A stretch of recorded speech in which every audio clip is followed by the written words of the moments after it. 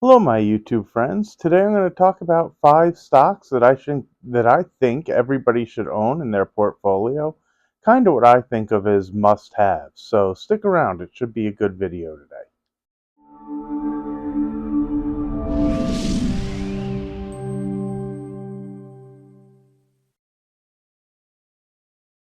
Good morning. My name is Adam Kahn, and this is Investing with Adam K. Pretty early here this morning. Super excited. We're actually about to take a drive out to California for a couple of days for kind of Memorial Day weekend. But I wanted to talk about these 5 stocks that I think are kind of must-owns for anybody. Now, before I get into those, keep in mind this is not financial advice. Please don't make any investment decisions based on the information I share. I'm just some guy on YouTube, and really, you shouldn't be listening to me or anybody on YouTube for that. For that, sorry, brain fart. Um, you shouldn't be listening to anybody on YouTube to make your decisions. You really need to do your own research and decide what makes sense for you. Especially I see a lot of the people, and I don't know how much experience some of them have. I wouldn't assume I do just because I tell you I do. I mean, I know what I understand, but that doesn't mean you should. And you really need to talk to a financial advisor or somebody to help guide you in the right way to go. I try to tend to find the things that I think are right in front of our face.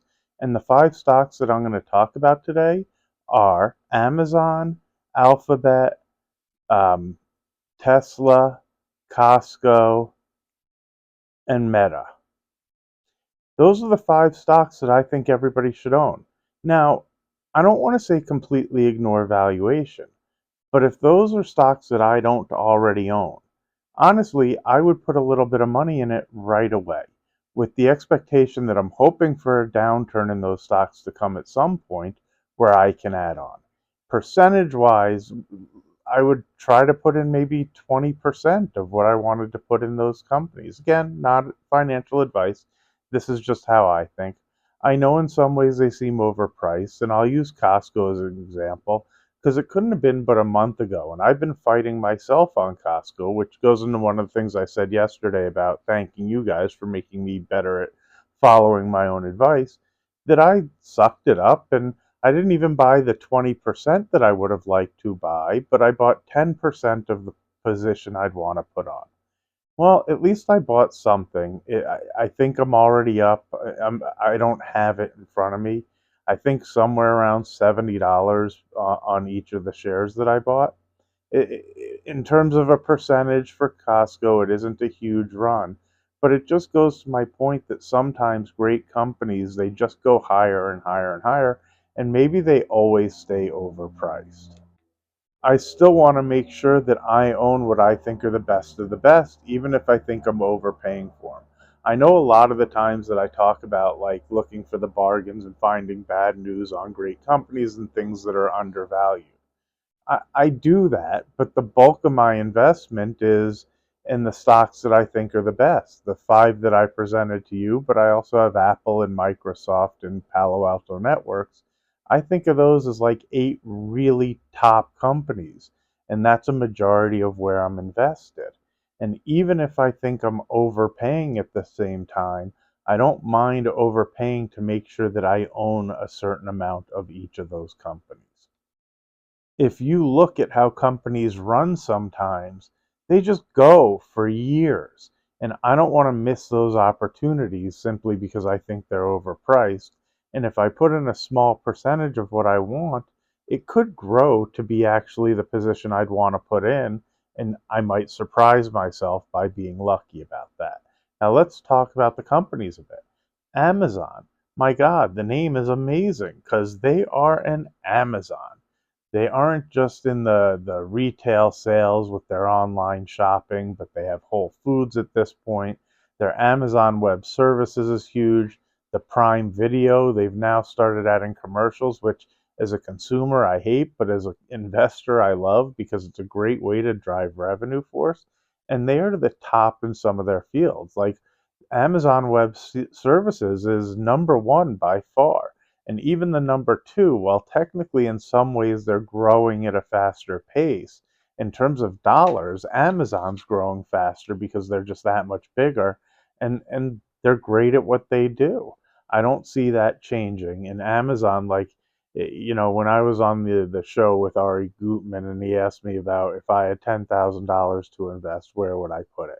Now, if it were for me and I had to put it all in one place and that was all of my money, the number one, the top thing that I would pick would be Amazon. I think they're really well diversified. I think it's almost like buying an ETF or a mutual fund, owning that one stock. And in 10 years, it's so hard for me to imagine they haven't grown and continued to perform. They really have a great business and are great at what they do. So the second one I mentioned, and if I forget the order, I apologize, is Alphabet or Google, which is also YouTube, which has two of the largest search engines there is, on top of all the ancillary businesses. And in my brain, Google is like the blue chip of technology companies. They tend to perform really consistently year in and year out. They continue to grow at a nice pace, but they do it nonstop and really consistently, and they're good at what they do.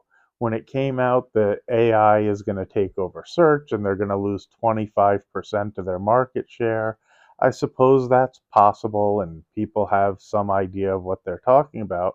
But I saw that as creating a great opportunity when people got a little bit nervous and the stock dropped a bit. I love Google. I think they're a great company. Forgive me, Alphabet. It's hard for me to get used to the name change, like my own name change. um, but I think they really run a great business. And how would I not want a certain percentage of my portfolio invested in Alphabet? Tesla that I talked about was one that I stayed away from for a long time because I thought they were so overvalued. I see this last quarter as a great opportunity to finally be invested in them. I didn't put on the full position I'd like, but I think Tesla has a lot of advantages that people don't always look into. I get the fact that right now they're just a car company and their margins are a little bit higher than one would expect for a car company, as well as their valuation in terms of their size. But they have a ton of room to grow. When you look at how many Hondas are on the road versus how many Teslas, on top of the fact that Tesla's actually grown at a good pace. But here's what I really love about Tesla is they control every aspect of their business, and the other car companies do not. They don't just sell cars, they own the dealerships. And when I think out long term, I think that's going to be a big hurdle that the other car companies are going to have a tough time getting past. The fact that they have a third party middleman that owns it kind of like a franchise, and that third party middleman has a large income, like it's not a small percentage of sales, whereas Tesla is direct to consumer. So they have ability to lower and raise prices much more aggressively and know that they're when they need to do that because you have a certain small handful of people keeping an eye on the ebbs and flows of the volume of sales that are going on. Since they have higher margins during slowdown periods, it gives them a much bigger advantage to be able to lower prices, which is why I think you see the companies like Ford and Stellantis and the others taking losses on their EVs, where since this is direct to consumer with Tesla, they're able to lower their prices significantly without taking losses. It's just smaller profits. If their demand picks up and things change, they'll be able to raise prices the same way. Maybe the consumers don't like it, but I love that. I think it's a huge advantage. The other thing is the charging network. They're so far ahead of the others. They were getting upset about government subsidies for competitors to try to compete. But at this point, other car companies are signing up with them to be able to use their charging stations. So they own the cars, they sell them to the consumers, but they even own the equivalent of ExxonMobil and Chevron and their space in terms of having the charging stations. So they sell you the energy to charge your cars as well. The other thing about the dealerships that I didn't even get into when I was talking about it is that's all the maintenance and all the repairs and everything where that dealership is making money. Tesla controls that. Now, they've also gotten into selling you insurance. And not only are they selling insurance, it's the best deal around. So, now to share, I have a Tesla as well. And I was getting my insurance from somebody else who they're actually a broker, so they can shop all sorts of different insurance companies, and they're very competitive. Tesla cut their price by like 2/3. I'm paying about 30% per year of what I was paying at the other insurance company. And I think it goes in the same line since they control every aspect of the car. They know their average costs of repairs and everything else. So they're able to sell the insurance at a less expensive price and still be profitable. The other one has too many hands in the pot that they have to feed, so they need to be more expensive to pay the salespeople, to pay the insurance company, to pay the underwriters, and everything else. But since Tesla's handling all of it and it's all in house, it's much more affordable and they know the expenses. Which leads me to the next part that I learned about why the insurance was expensive. Tesla has set it up that if you use any non Tesla parts, even if it's like a bumper or a mirror or something else in a repair, you void your warranty. So the reason that the insurance is expensive is Tesla selling you the parts to your car as well. When you have a Honda or a Toyota or something else, when something breaks, you're welcome to use all sorts of third party parts that have different prices and may not have the same margins. So Tesla keeps those margins high. It makes it tougher for the insurance companies, which is why when they keep it all in house, it's their own parts, their own insurance, their own charging network, their own dealerships, and they sell you the cars. At the same time, they're working on the robo taxi, where they're actually going to sell their own vehicles to compete with Uber and the like. I kind of wonder at the same time if they'll let Tesla owners rent their cars back to Tesla in the downtime when they're not using it.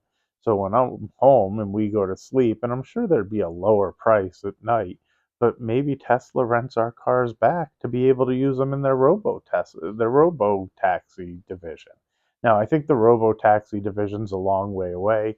They actually refocused, and I think they're trying to put out like a $25,000 car as well, which is where I see them hitting a huge market share and really growing fast. Because even when I looked at the Model 3 and the Model Y and the cost of those cars, at this point, with the incentive that the government gives and that cash back on your taxes, they're really reasonable and compete with like a Honda Accord or Toyota Camry.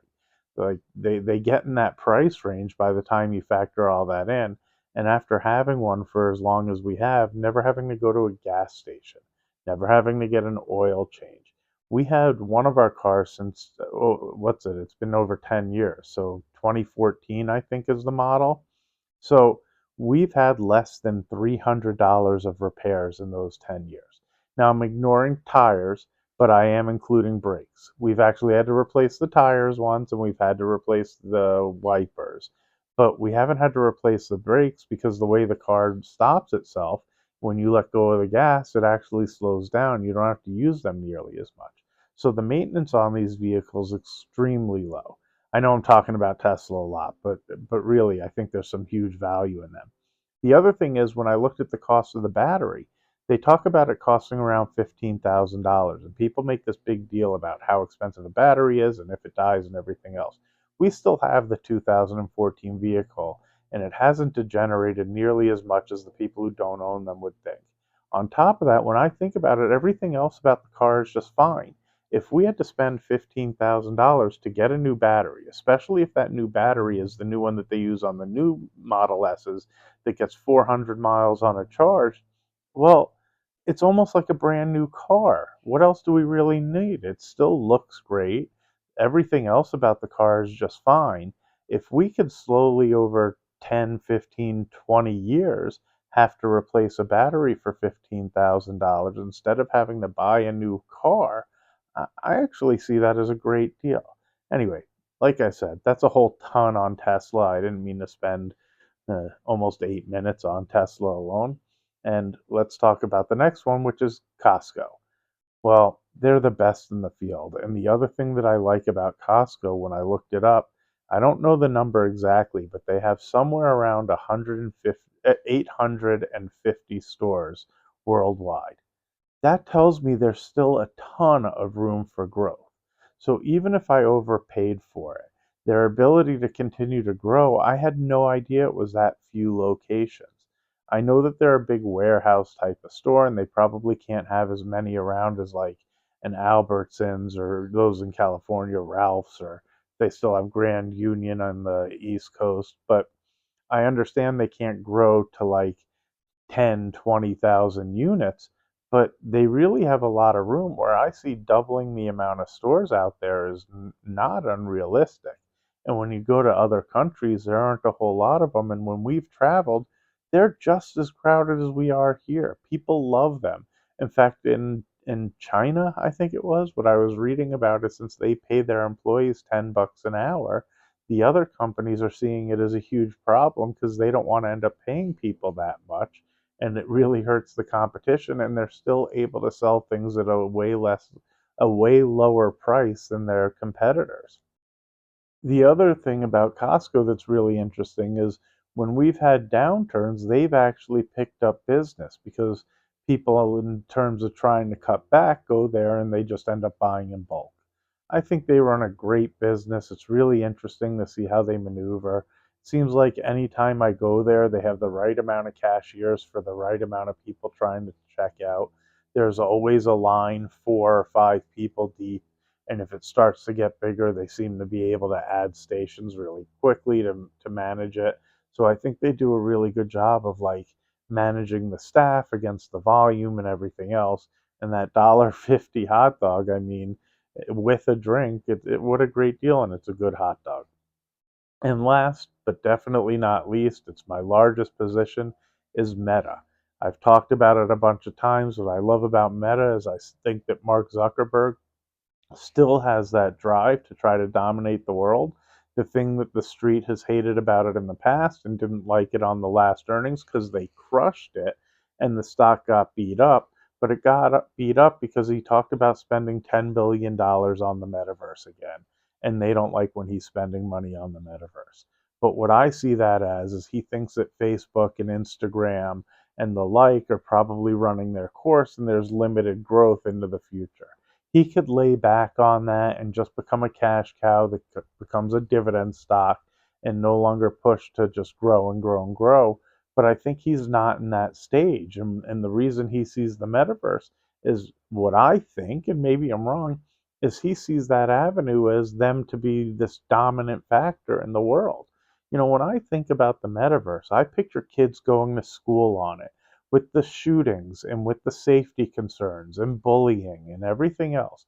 Imagine a place where you can put on your Oculus or maybe whatever it is, and maybe they even give it to you for free because they want to get people into a safe environment or whatever they do, and they really want to get people using their product. And you could go to school that has some of the greatest teachers there are, managing maybe 200 students per classroom because they can manage it all because it's virtual and it's online. They don't even have to go walk across the street, ride a bus, the time they save, everything else. They can get help on homework, and it can work just like anything else. Or how about going to the Super Bowl from sitting on your sofa, 50-yard seats for $50? Best seats in the house, being there for the halftime show. Maybe during halftime, an ad pops up for Domino's Pizza or wings or whatever it is that you might want to order during the Super Bowl. Basketball games, traveling to other countries. They're already working on like these virtual tours of the Vatican or the Colosseum, or maybe you go to Greece.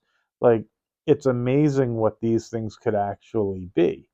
I don't know that that'll happen, but I think that I can see his vision about it too. The part that I struggle with is those virtual worlds where people are buying virtual real estate and everything else.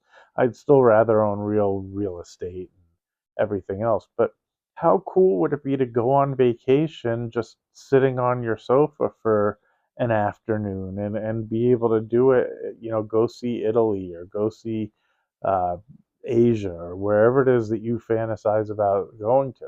Now, I get a little bit dizzy. My son has one. He plays all sorts of games on it. But I thought what was so cool is I went and like sat. I get claustrophobic. Well, I love the concept of being able to scuba dive, and I tried doing it, but I had a tough time with it. On the Oculus, I got to go experience all of that and be feeling like I was swimming with fishes. They were so close, I felt like I could almost touch them. I could see it's super cool. And I just see this as a way of getting to the next level of technology.